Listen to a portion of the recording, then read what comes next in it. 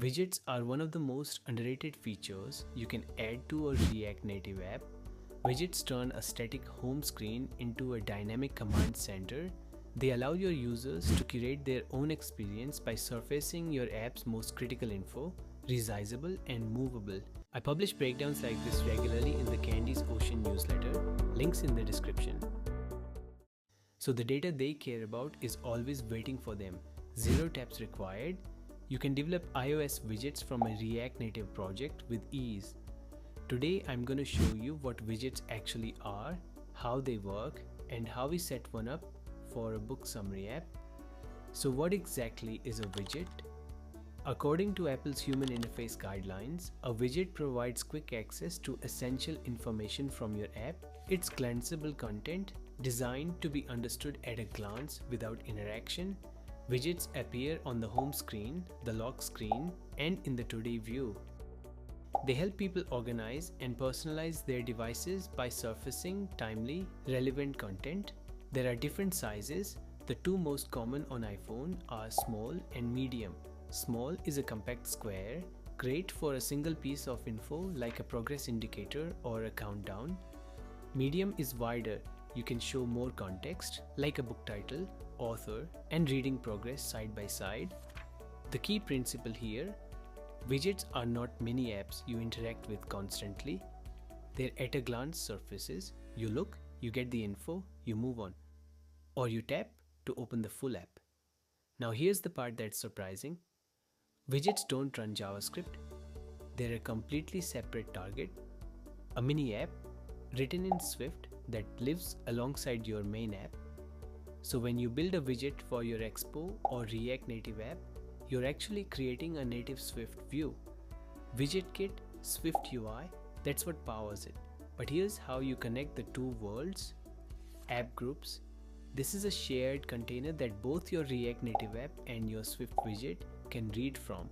Your React Native app writes data to this shared storage.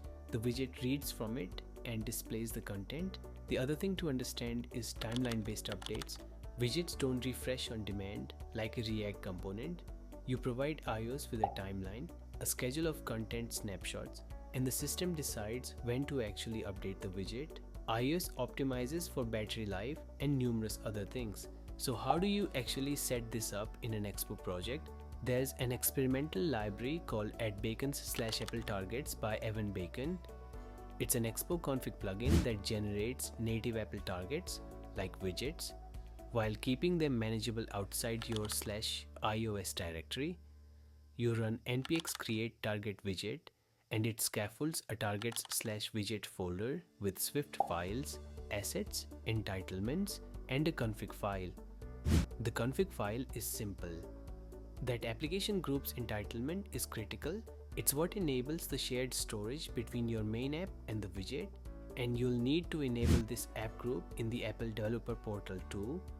Under your app's identifier, add the app group capability and create a group with the same identifier.